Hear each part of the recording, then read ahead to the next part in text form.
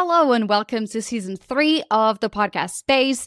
Very excited. It's episode 90, and I'm going to be covering the things that you need to know in order to succeed in podcasting in 2025. Some of the things are going to be video. Do you need it or not? Is it really necessary? Also, we're going to be talking about data-driven decisions and how we can make those exciting and the importance of small coverage in podcasting. So, if you're new here, hi, I'm Anna Xavier. I'm the founder of the podcast space. And in this podcast, I teach you about practical and strategic ways to grow your influence, grow your podcast, and become the go-to expert online. So without further ado, let's dive into the new season of the podcast space. So before I get into the episode, I want to talk about if I'm talking about something that is not necessarily something that you can implement because you don't have the skill set or does not spark joy, I want you to put it somewhere in your brain, but do not feel like you have to act on it. A lot of times podcasters will go through a list of 10 things and they're like, oh my God, I need to implement everything. Not really. And then the second thing that I'm going to say is that there's a lot here that I want you to think about, and not everything has to be implemented right now. The whole year has, 10 months ahead of us. So there's so much time to implement all of these. So don't stress. All right, with that out of the way, let's talk about AI. You've seen so many new tools. Some new features are scary, like the ones that you look and you can basically correct yourself by typing what you actually wrote instead of the thing that you misspoke. Let me tell you, I misspeak a lot. So I'm actually very excited to look into some of the features, like Descript has that feature. Riverside, which I use to record this show, also has that feature. And it's something that you need to consider. Right? Like when you're looking at what you can do, I want you to think about like strategically what are things that you can implement AI that actually are delaying your whole recording or even the podcast episode itself. The way that I structure my episodes really help AI write really good show notes. But AI is helping us grow in a lot of ways, especially remove some of those tedious things, right? Cutting clips, looking at writing the chapters, like finding those key moments. Those are awesome. And those are also very strategic when you're trying to grow, when you're trying to get into the passive marketing side, which is helping people who are looking for the topics that you are an expert on to find you without you having to constantly promote the podcast. That's another thing that I talked on season 2. I'll link the episode in the show notes for you to go check. But I think that is really important to think about how we can use AI to streamline our processes, but not to erase our identity. I see a lot of people using AI to write show notes, and there's no personality, is very vague, or basically clips that are not strategic. So I want you to challenge a little bit your AI processes moving forward in 2025. And then number 2, I see that there's a lot of diversification away from social media. A lot of people are burned out from social media, but social media is still one of the main channels that new audiences find podcasts. So if you don't want to do social media, what are we doing? So I really like the fact that there's email marketing still being really, really strong. But I actually have some exciting things about newsletters that I want you to listen all the way to the end, because I do know that you're going to love this. So next thing is like really thinking about, if you don't want to stay on social media, can you go on YouTube? There's the community tab that is super, super helpful to get back and forth with people. Think about it like almost like a Facebook feed. You can post updates about the podcast. You can get your audience to engage with it. I know that someone who does this very well and has seen a lot of really good growth has been my friend Jessene Bocanegra from Focus and Bloom podcasts. So that's something they can use. You can also start telling people and have like a community that you work on and you push for people to go and get the behind the scenes of the podcast. That's an awesome way to just still feel like you have that connection to your audience without being on social media. Because I see time and time again, I always tell you, if you're new here, I love Instagram. I really love design. I love photography. And so I just continue loving that creative side on Instagram. So that's something that works for me. I'm going to continue using. But if it's not the case for you, know that there are different options that continues to help podcasters grow their community. Now, number 4, I'm going to talk a little bit of numbers right now. So I want you to really pay attention. So there are currently over 4 million podcasts available on the Podcast Index, which is a platform that index podcasts and kind of like it automatically updates. But if you were to guess how many podcasts out of those over 4 million are active, and which means like they released episodes within the past month, only 350,000 actually released episodes, which means, drum roll, only 7.8 of those 4 million actually published an episode in the last 30 days. Which, honestly, if you feel like there's so many podcasts, there aren't that many publishing consistently, which is fabulous for us that we are creating content. Just know that you're only really competing with 350,000 shows, and not all of them will apply to, the topic that you talk. So your audience may not listen to those. And even though audiences continue to grow, I think that we just surpassed in the US in February. We were just looking at the data earlier, and I think it was just 53% of young adults or people over 13 in the US now listen to podcasts, which is like the highest it has ever been. So audiences continue to grow. We know that we just have to stay the course. And I'll talk a little bit more on the episode later. Now, what means is that you need to create sustainable strategies to continue to stay the course. And this is like where I put my like coach hat and I tell you, let's stop looking around and looking at what other people are doing. You have to find sustainable ways to grow and maintain the course yourself. So if that means, like I did, to transition from an episodic show to seasonal or serialized content, that's what we got to do, right? It's important to do what is sustainable for us and to find the joy. And I'm going to talk a little bit more about that. But we have to remain top of mind for our audience, and that means recycling more content. It means to maybe find alternative ways in terms of the format. So scaling back on some of those interviews that feel really overwhelming to us and doing more podcast episodes, or instead of releasing episodes every single week, we have to scale back and do mini episodes or every other week or replays. So we have to remember the audiences that are tuning in right now were not there in the beginning of the show, so they'll appreciate the content. So being resourceful and strategic in how we use our time.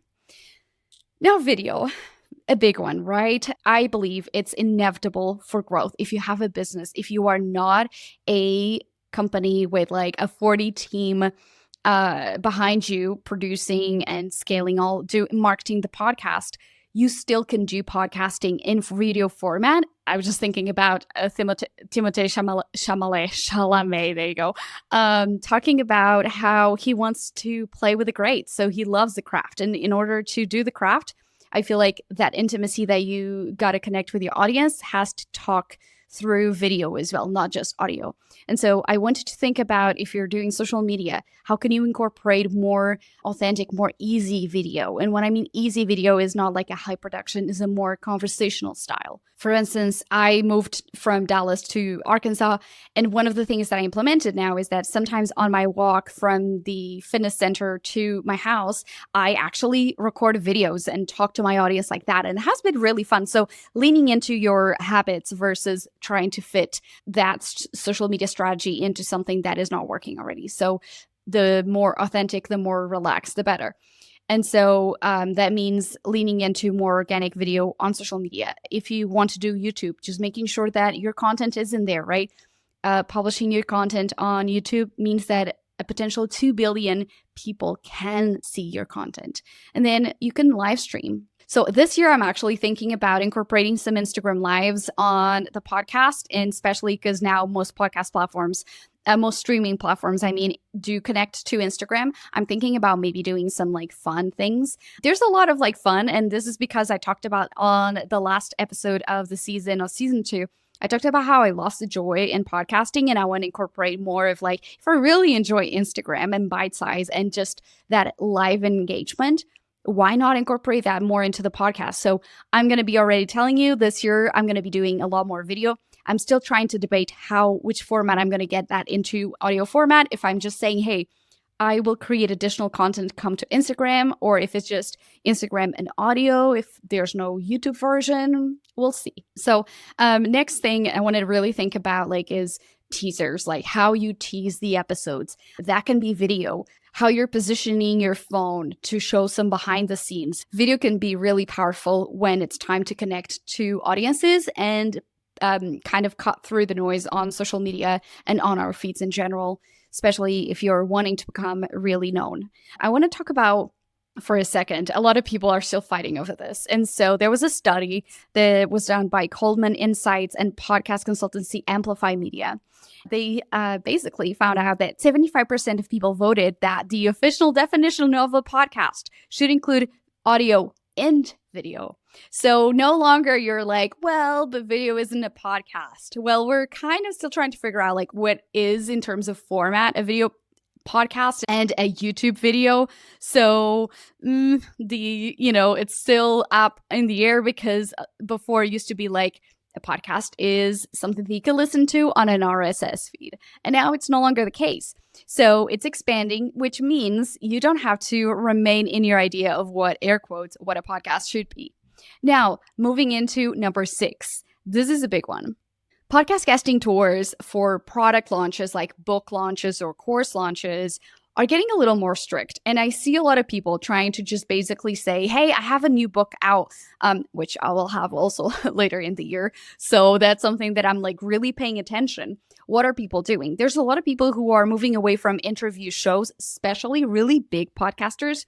They're saying my show ends up looking like everybody else's show because the guest only wants to promote their book. So there's nothing necessarily new and fresh about this interview, which is the whole reason why I always shy away from doing profile-based interviews, because I think that you basically lose all that element of just uniqueness. And so if you're thinking about launching a product or a service or a book and you're trying to remain, let's say, unique, when you're pitching that to a podcast host, just know that people are becoming more and more, I wouldn't say territorial, but more specific and strict about what they select.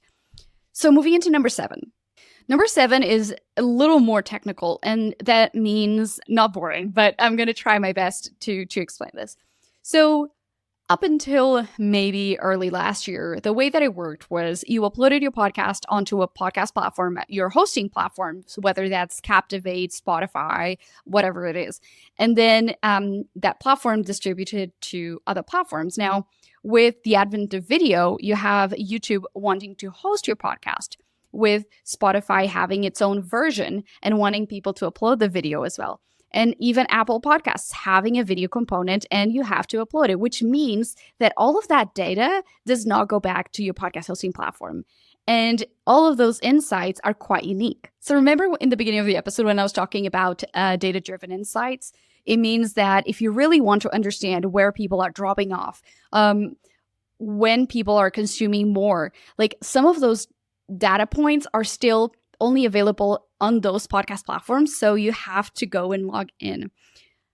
The more data you have, the more you understand your audience behavior, and the better content you can create to really have them stay around, listen back to the episode, better ways to host as a host, where are you dropping off, create better content even in the production side. If people are not sticking around for the 45, 50 minute, they drop down by 30 minutes, you know that it's either the segment or just if that consistently happens, people are not interested in such a long episode. So compacting is going to help you retain more listeners. Now, moving into number 8, podcast ad spending, or should I say podcast ads or podcast sponsorships, which I know everybody wants to hear. So let's talk about that.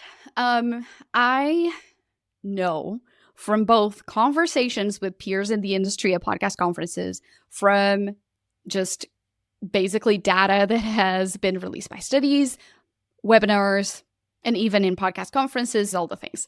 So it's been consistent that more and more companies want to spend money on podcasts, but they're a little lazy. And I can understand if a company is trying to spend money, they want to spend money where they know they can see and track the investment. And in podcasting, it can take up to like 6 weeks to really have all of the data. So attribution is really hard for podcasting. So a lot of industries just rather go for the route of either really big podcasts. And this is like something that I did confirm with a lot of both like people who work in the platforms that do that like distribution of ad money, and people who have big shows and small shows. And just like, this is a conversation that comes all the time. Why are podcast ads only going to big shows and big networks? And that's because, one, they can ensure, air quotes, the volume that they want to reach or the audience that they want to reach. And what that means is that it's not that there isn't money for smaller creators. What it means is that, and then I'm going to be putting back my coaching hat, you need to be more strategic about how you set your goals for the year. And so what that means is if you want to have a podcast sponsorship or you want to have ads on your show, you have to be going at them yourself. So you need to be going strategically to the organizations that you think that they're the best fit and say, hey, I have a podcast. Have you considered advertising on shows? And there's so much research out there. This is something that I do with my clients. I actually pull some stats and I say, hey, look, use data from the study whenever you email somebody or if they're like a little like unsure about it. And it really works, helping people. If they don't care about advertisement and podcasting, there's nothing you can do. But I think that it's still important to look at some data to convince companies that's the way to go as well. And this is just, I'm going to show you some numbers. So nearly 7 out of 10 listeners would likely try a brand or a product that was advertised on their show. And that's data from the Business Podcast Consumer. It was a Sounds Profitable study. And that study really does show that podcast audiences are engaged. So if you have an audience that you know is keen on buying products and services, off you go. Contact your favorite brands and start that conversation. What do you got to lose? Nothing, right? So I want to make sure that regarding podcast ads, there's one thing that I want you to do. Before you reach out to companies, you have to start a podcast newsletter. And I am actually, because I know of the importance of starting a newsletter and having a newsletter, I've had actual sponsorships. I've been, I think, paid about like nearly $700 in podcast sponsorships for on my newsletter. And that's something that happened because, again, I had conversations where I was like, hey, can you advertise on the podcast? And they're like, we are not too keen on podcasting yet, or we know that the decision makers are not ready for that, but do you have a newsletter? And I was like, absolutely, I do. So if you want to close those sponsorship opportunities in 2025, start a newsletter or optimize your newsletter. I hear a lot of podcasters, even a lot of my coaching clients who say, I have a newsletter, I'm struggling to keep it sustainable, or I don't know what to write. So I'm going to be releasing templates that you can download. I'm thinking about 5. So some of them I've tested on myself. Others I've tested on clients. Some of these require setting up 2 hours and you're ready to go. Others just require 1 hour of your time every week, not even sometimes. So these are super sustainable, practical, and you will get those opportunities once you say you have a newsletter, because newsletters, email marketing is not going anywhere. It is one of the platforms that has the best ROI, return on investment for marketing. So we know that, like, again, marketing has relied on sending emails for forever. So if you want to download those will be very affordable. I think under $20. I'll leave the link in the show notes so you can get them once they're out. I'm really hoping to get them done by mid-March of 2025. So you'll be able to say, yep, check that. I can approach companies now and snag those deals. So let's move into number 9. You cannot sustain a podcast without joy. And as I said, there's over 4 million podcasts available right now, but only 7.8% are actually doing the podcast consistently. So if you want to stay consistent in 2025, we need to reel in all of that joy. And so when I'm working with podcasters, the first things that we work through is really understanding their habits, their strengths, and where are they getting really hang up. And where getting hang up is a lot of perfectionism, right? Like you don't want to do things because you want to get them done to the perfect level or what you think is like the standard that should be. And a lot of times you're removing the joy of the art of podcasting.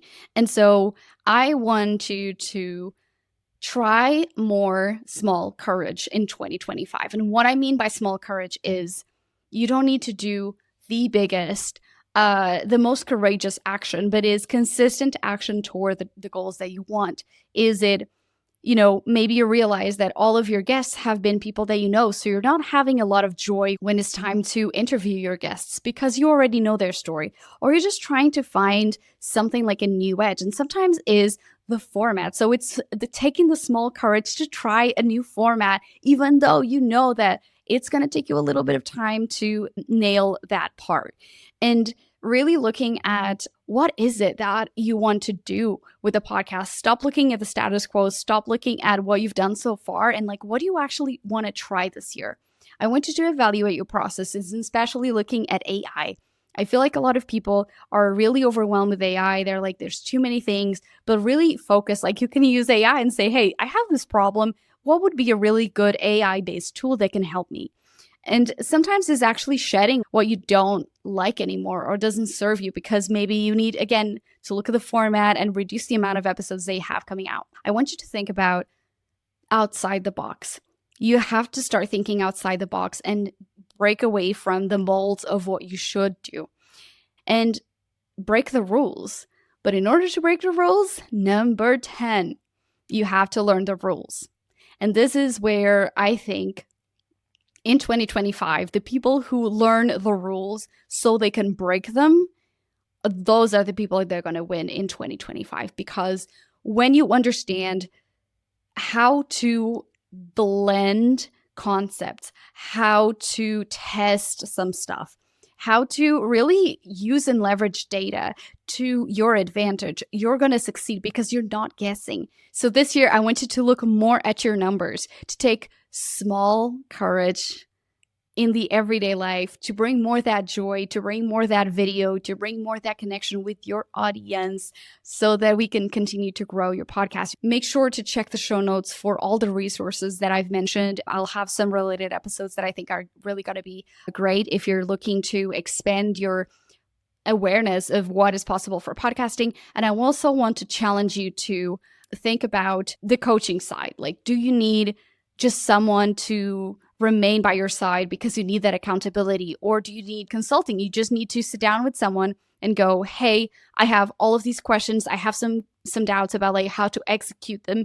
Or if this makes sense and if I want to go down that path, how soon until I see results? So if this sounds like it's you, let's talk. You can book a free discovery call to understand where you're stuck, what are your options, and how to grow your podcast in 2025. Because as we've seen, there's so many possibilities, and it's important for you to know what the best way is, given the resources, the time, and the energy that you have.